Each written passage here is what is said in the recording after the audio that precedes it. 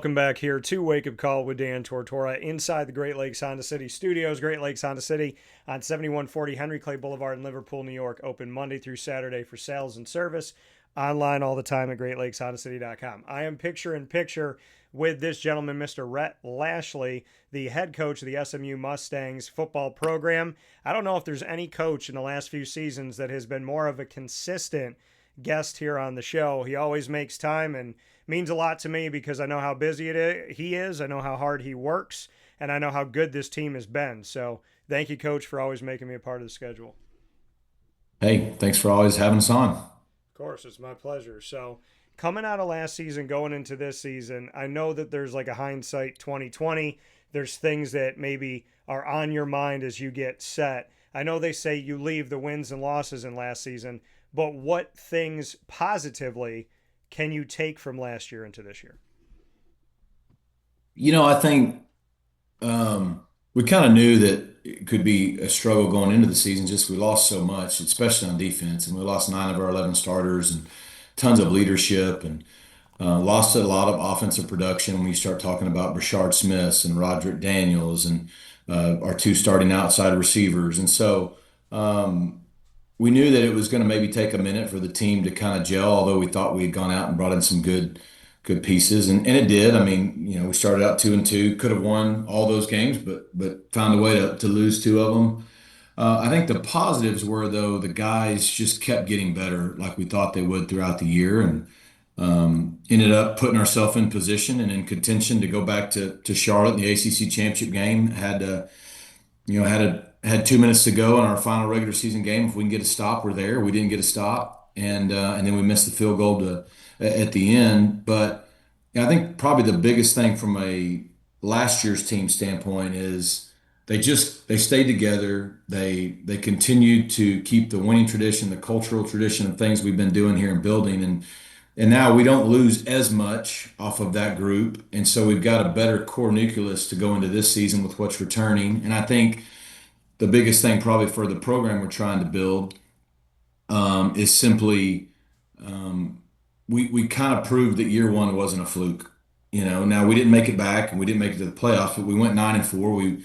We beat Miami at home. We won the Holiday Bowl against a top 20 ranked team and put ourselves in contention again. We've won the most games in the ACC in the last 2 years of anybody. So I think we've proved that we're a team that belongs in this league, belongs potentially contending at the top of the league, and I think all that was positive, and we have momentum going into this year. Yeah, I mean, I was a firm believer that if you took care of business, like you said, on those last couple plays, that if you're in the ACC championship game, I had picked you to win that game, and then you and Miami would be sent to the college football playoff. So, I mean, that's how close I think everything was to be a back-to-back CFP team. What should the country know, even though that didn't happen, when you say, hey, we belong in this conference, we won the most games in the ACC since coming in here a couple of years ago, what does it say about where this program is at to be in a place where you lost a lot from the first season in the ACC to the second season, yet you're knocking on the door of being back in the ACC championship game? And I'm a firm believer, like I said, that there was a path to the playoff 2 years in a row if that were to happen. Yeah, I think the country should know that we're a program with staying power, and we're still growing, we're still building, and we think we still have a lot we can improve on, and we're not satisfied. We're not satisfied with a championship game and a playoff appearance. We're not satisfied with 20 wins and 14-2 in the league. Like we're grateful for it. We're humbled by the success we've had. And we know it's going to be really hard to continue that and to take it to the next level, but that's fully what we're expecting to do, both in this year and the years to come. And so we're not satisfied. We're not sitting around patting ourselves on the back saying, hey, great job for proving you belong. We felt like we would belong. We've kind of proven that, and now we want to prove that we more than belong. Yeah, and you said that you want to prove that you belong, and you feel like you've done that, but now prove that you more than belong. What does that look like when you say more than? Well, it's hard in a deal where you got 136 teams right now, 12, probably soon to be a little bit more that can make the playoffs every year. I don't think ever want to get in a situation where, which is really easy to do, right, in college football right now, where it's playoff or bust or you weren't successful. That's the ultimate goal every year to get in and compete for a national championship and compete for a conference championship. And um, we don't ever back down from that being our goal each year. But that doesn't necessarily define every season. I think last year's season was very successful. At the same time, it could have been better. And so, but when I say more than belong, we want to win championships Yeah. in the ACC. We want to win playoff games. We want to win a national championship again. I think if what Indiana's incredible run over the last 2 years proves to anyone is that anyone can win it now, and that's our ultimate goal. And we believe we're at an institution in a city and with the support we need and in the league we're in where we can do that. And so we're working towards that. So, you know, is it going to happen every year? I don't know. I'd love to win them all every year, but that's the kind of program we want to have. Is where year in year out we're picked as a contender to win our league, a contender to make the playoff and break through, and we win some national titles, and people start talking about the Mustangs like they used to again. Yeah, and to your point, I mean, what this program has been able to do. You and I have talked about foundational pillars before, and how there's continued success even if players go in and out of the program, finish their eligibility, whatever may happen. Why? I mean, there's no mistake when a team is consistently good, not occasionally great. So when you reflect on what you were looking to build at SMU when you first came in to what those pillars have become now, what is that staying power? What does that recipe look like to have the staying power that you've had? Yeah, I'm really happy with the foundation we built in the first 4 years, and I think it all goes back to consistency of being who we say we are. It's all about the people. It's about the players on the team. It's about the staff, and then the coaches in the building. And every year we're having to defend the culture that we've been able to establish and try to improve it. And every year we're trying to take the next step. But we put ourselves in a good position. Kind of use the analogy, if you're building a house and you have this end goal of what you want the house to be, that's great. And it's so easy to get ahead of yourself, but you can't do that unless you lay a good foundation. Yeah. And then after you lay a good down foundation, you got to put the frames up. And so there's a lot of the work that's not exactly fun or exciting or appealing on the outside, but it's necessary. And I think we've been doing a lot of necessary work that have is not going to guarantee that the finished product is necessarily what we want, but it can't be what we want without a good foundation. And I think we've done that. And so we have to not get bored with doing what we've done that works. We have to not get comfortable, because once you get comfortable, progress stops, because there's still plenty of areas we can be better. Not only from just last season to this season, but in our 4 years, we're constantly trying to evolve and improve, but stay true to who we are. And we're going to be a program where people matter. We're not perfect. I'm going to make mistakes. We all make mistakes, but by and large, we start with that foundation that relationships and people matter, and we try to build it inside out that way. Yeah, I mean, you speak on building a good foundation and building the framework, that there's things that you have to do to put all of this together and to truly make it be successful. And you have to do the things that people may think are boring or don't want to talk about or aren't the buzzwords and whatnot. To do that at a time with NIL and the transfer portal and things constantly feeling like they're in flux, you're a coach that I'm not going to ever call an old world coach, because I don't think old world or new world, nobody should be lacking in relationships and caring about people, having faith in each other, and wanting these young men to be good contributors to society beyond football players. So, how do you build this culture at a time where there's a lot of individualism, there's a lot of talk about money, and there's a lot of people reaching out to your players during the season, which we used to call tampering? There's a lot of that stuff that happens. So how do you build that foundation and continue to grow that in a world that promotes individualism, and in a world where people don't always have the respect of staying away from a player? Maybe at the end of the game, they're shaking hands and saying something on the field. Yeah, I mean, it goes back to what I say. You got to stay true to who you are. and you got to be strong and confident in the values and the core principles that you feel like are most important. And we want to be a relational, not transactional place. That doesn't mean we're naive and unaware to what's going on. That doesn't mean that there's not transactional natures. There's still associated with what we have to do. Yeah. But if that's all it is, you're probably not the right fit for this place. And it's, in terms of other people do what they do. You worry about what you can control. I can't control all that. Everybody's doing what they're going to do. At the end of the day, if you act how you want to be and you stay true to yourself and you treat people right, then you're going to lose some guys, but you're also going to attract the ones that you need and the ones that fit and belong where you are. And so I think that's just really it. I mean, at the end of the day, the factors around our game have changed. A lot of the inputs and the things on the outside that affect the players and all that are totally different. But when you start building the team, coaching the team, and competing with the team, sure, some of those things may make it more challenging or at least a different way you have to go about it. Yeah. But the end result's still the same. Players want to be coached by people that they think care about them, that are honest with them, that are consistent, that aren't perfect and don't act like they're perfect. But at the same time, the players, you can coach them as hard as you're willing to love them, and they only care what you know if they know you care about them. And the only way you can create a cohesive unit is with relationship and time and consistency and honesty, which means we're not always right. We make mistakes. I make them all the time. So we're going to continue to hire people that fit that for the organization. We're going to continue to try to value that on top of the other things that it's okay to value, and we feel good about that. You're in a conference in the ACC with Dabo Swinney of Clemson, who has talked about morality and faith and doing things the right way and caring about people. What are your thoughts about how, he kind of publicly got to a point of saying we need to do better when it comes to collegiate athletics? Yeah, I got a lot of respect for Dabo because I think Dabo's authentic. He's exactly the same person all the time. He is who he says he is. And I think you can respect people that are that way. I don't think he's wrong.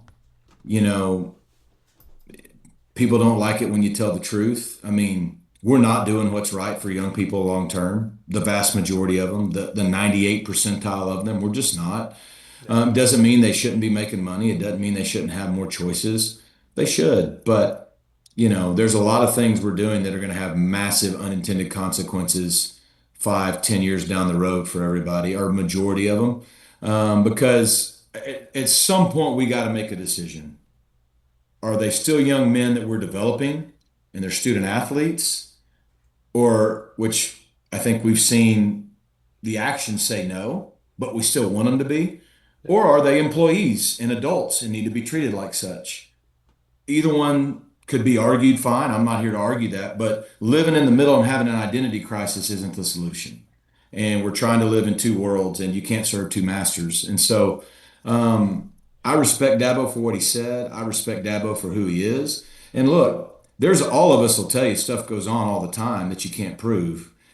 I don't think there's any point in whining about it or trying to prove it. And we take the stance here. We're going to play the game really hard within the rules. And we're going to go right up to it, but we're not going to overstep. We're going to play within the rules as hard as we can. We're competitive. But look, if I had absolute foolproof evidence of something, I would probably do exactly what Dabo did, and I think he should have. Yeah, I mean, and for you, like you said, you're going to play within the rules. There's a reason why I have you on the show. There's a reason why I respect you on and off the air.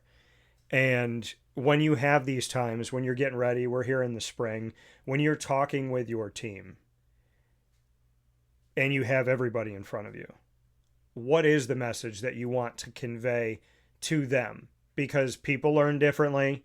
You're going to have relationships individually, but when you're speaking to your team about this is who we are, this is SMU, this is what it means to be a Mustang, what are you telling them right now? Yeah, I mean, each year's a different team. Each year the messaging is similar, but maybe you try to find different approaches. I mean, look, we're trying to build that foundation for this year's team right now in the spring. And so, we have the same kind of foundational core values that we've had the last four. And, that's family, competitive excellence, hard work, and finish. We unpack that for them. We define it for them. I'm not going to do that here. We don't have all the time, and people would probably stop listening. But, so you find different ways to do that. Yeah. At the same time, every team's different. We've been really good here, but we want to be great.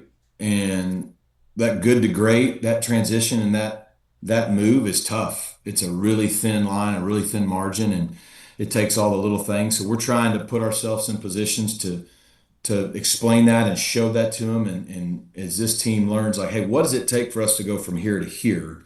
Because in large part, we can keep doing a lot of things we've done in the past, but that only takes us so far. We got to continue to improve. And at the same time, this is a brand new team. So what happened the last 4 years really kind of matters, but doesn't matter to next year's team. So I think it's just, again, it's consistent messaging. It's being authentic, being in front of them, communicating.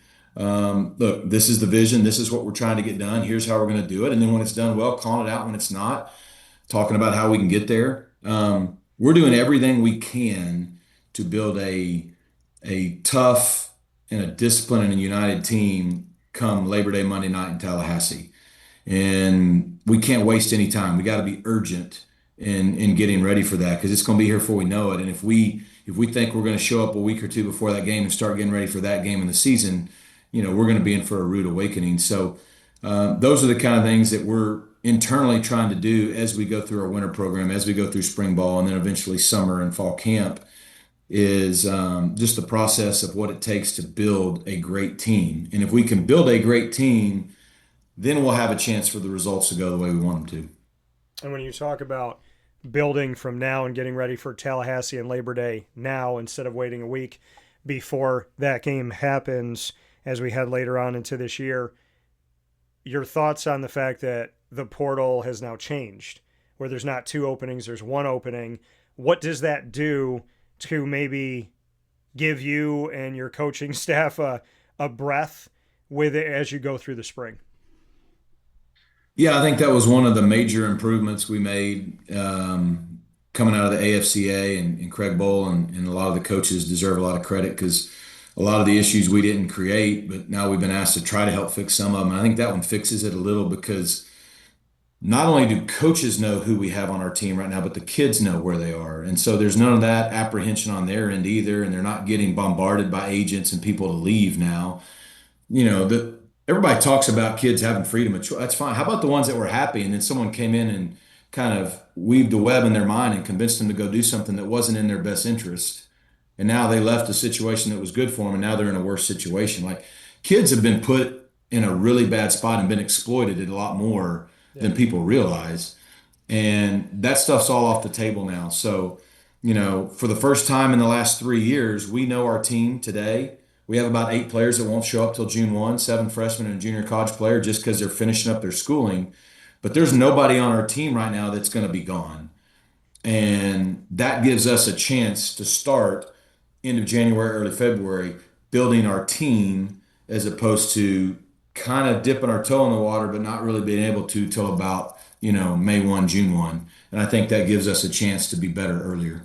And not just us, everybody. There's just more clarity, there's more consistency and more stability for the players in college football. Yeah. I mean, all I kept thinking about was what keeps a player from going through spring ball, taking their plays, their playbook and everything they know and just going to the team that's, up the road and saying, hey, this is what they're going to run this year. Rhett Lashlee here with me, SMU Mustangs head football coach, heading into the 26-27 season here on Wake Up Call with Dan Tortora inside the Great Lakes Honda City Studios. You had mentioned staff just a little bit ago, and you elevated when we talk about special teams, Casey Horney being the special teams coordinator now, and Justin March, the assistant special teams coordinator. Special teams does not get spoken about enough. So I love to speak on not only special teams, but the decision to elevate these two men in your program. Yeah, I think it's kind of weird. We've had great stability in our program, and we still really do, but we changed all 3 coordinators this offseason. But yet our staff has been so fantastic, and a couple of additions we made both internally or from the outside. It hasn't, I mean, we've had 4 spring practices now, I think, and about to have our fifth, and it doesn't feel like we've changed all three coordinators. And Yeah. on defense and offense, there's been great carryover in the transition. And then you start talking about special teams. Well, Casey Horney came to us, actually was with us our first year, left for an opportunity and then returned. And, Kyle Cooper had then, since he returned, Kyle Cooper had taken over running our special teams. And Coop really stabilized our special teams. Had not had a lot of experience as a special teams coach, had been with me for almost a decade as an offensive assistant, knows our offense as good as anybody here. But also, I knew he could lead and motivate the units on special teams to improve, and we did. We got better each of the last 3 years. I mean, we missed some kicks last year, where you can argue we lost three of our four games. I mean, largely evidence says we lost three of our four games because of field goal kicking, Yeah. which also skewed our special teams a little bit. We've improved every year in teams over the last 3 years, but it goes back to we want to go from good to great. And so, when Casey Woods got his head job, it allowed some movement on the offensive side to put Kyle Cooper in a full-time offensive role, which he is going to be invaluable to us. He's a future OC play caller and I think head coach that had kind of been serving in that role out of necessity, and he was able to come to offense. He put a great foundation on. Well, Casey Horney had been helping him the last 2 years, and now it's Casey Horney's opportunity to run it. Well, Casey has 20 years of special teams experience. He is made for that role.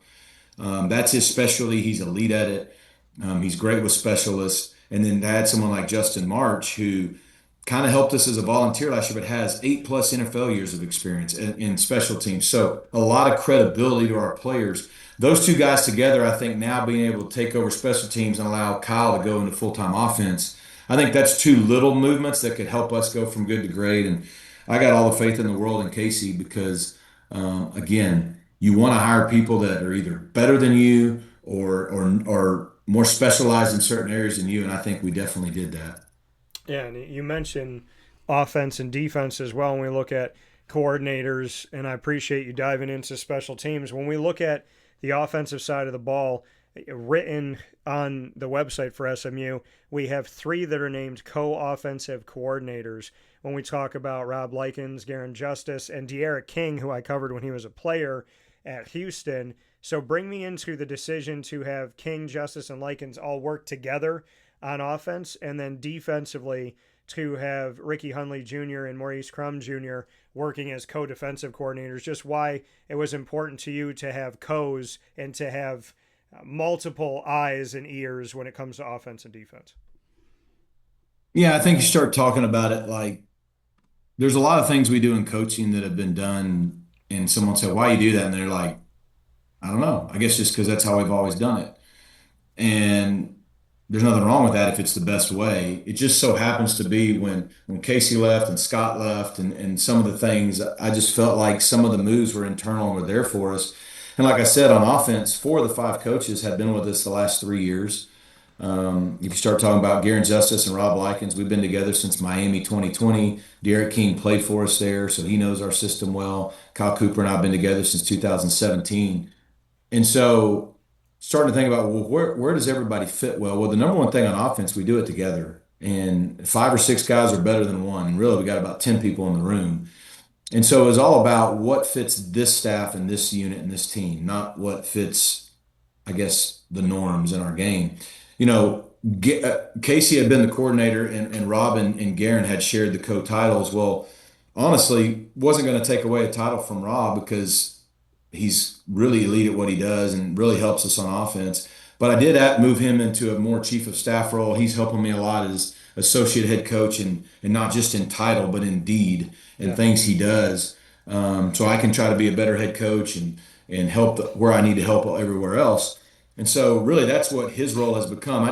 We just didn't take a title away, and because he still serves a huge role for us in offense.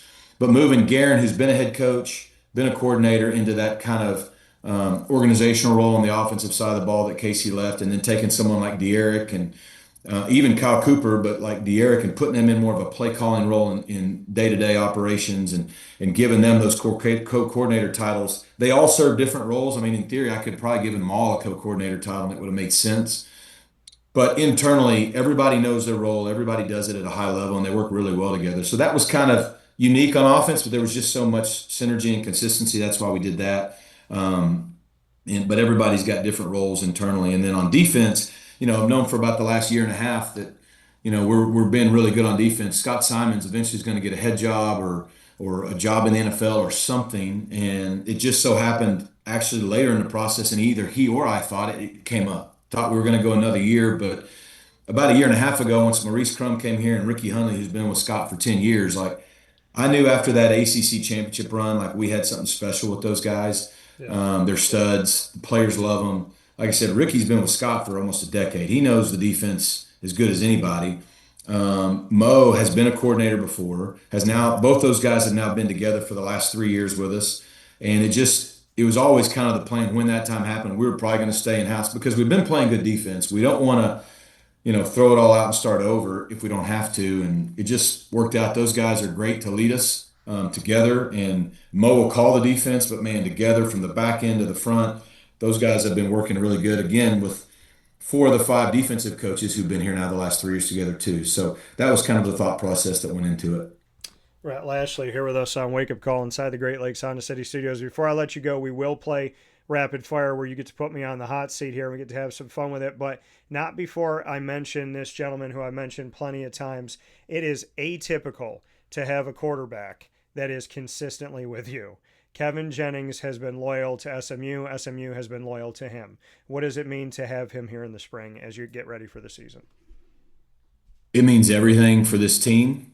To have a guy coming back for his third year as a starter, to start his career and finish his career at the same place. It means everything for our program, not just now, but for the longevity of what we're trying to build. And I think it means everything to him. He loves Dallas. He loves SMU. He got his degree in December and still stayed because he's just built different. He's built the right way. He's everything that's right about college football. Yeah, he's unselfish. Yeah, he's a team guy, but he's elitely confident.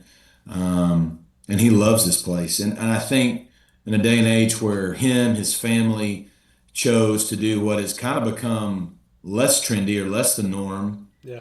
but it was right for them, I think speaks volumes to who he is and who they are. So, you're right.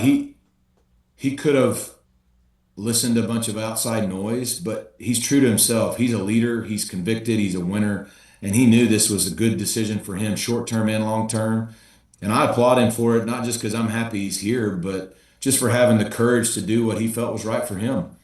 And if the truth be known, the last couple years, all 3 years really, he's had plenty of opportunities and offers to go elsewhere and really never once strongly considered it. It was like, no, this is where I want to be. And as long as we could do right by him, that was going to happen, and we were able to.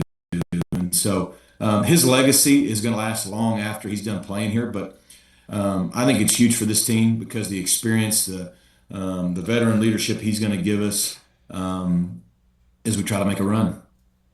Oh, that being said, let's make a run into rapid fire. You can ask the first question, I'll ask the second. We'll go back and forth for a couple. Coach never gets to ask questions, but here on Wake Up Call he does. What do you got for me, Coach?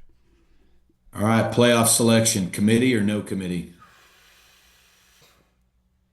I mean, there's got to be a committee. I think when we left it up to the computer before, it made no sense. You want there to be a computer and that's it? No? I don't want either one of them. What do you want?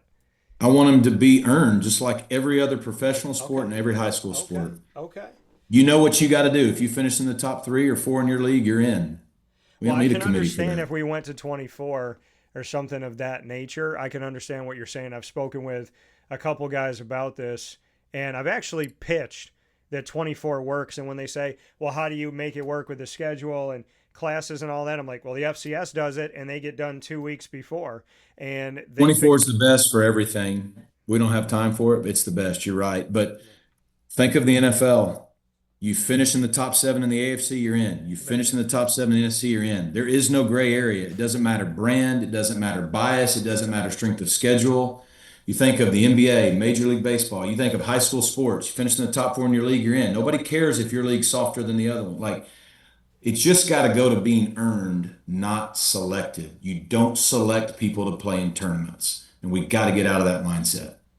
I like that. You threw me a curveball. You said this or this, and then you're like, neither one. I like it, but you make perfect sense for what you're saying. And it goes along with what Randy Etzel and I were talking about.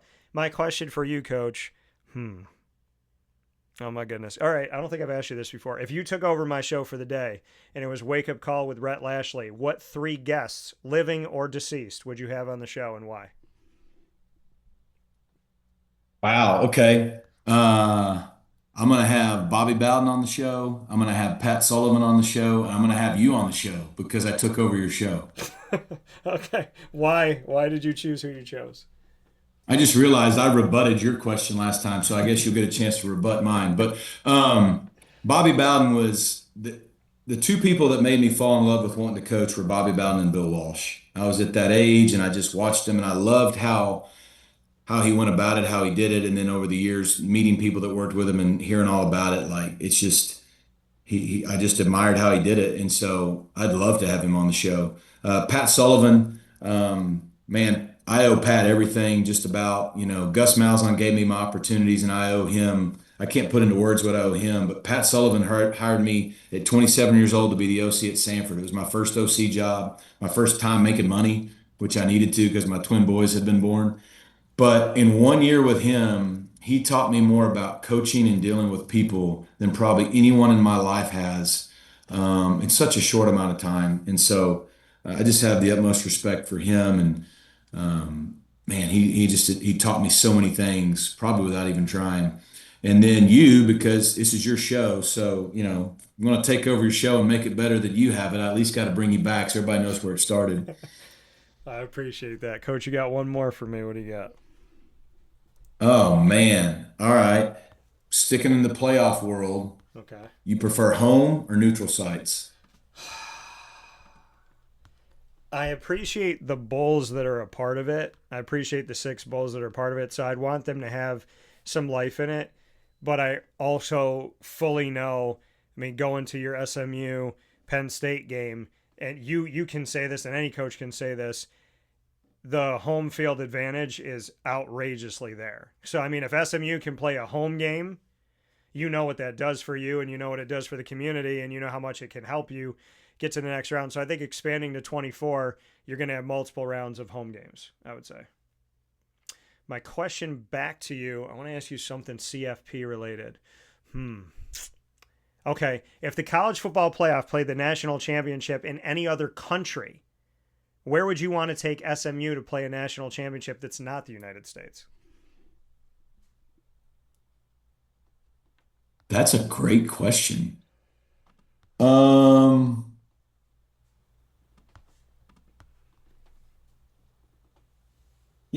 I think we need to go.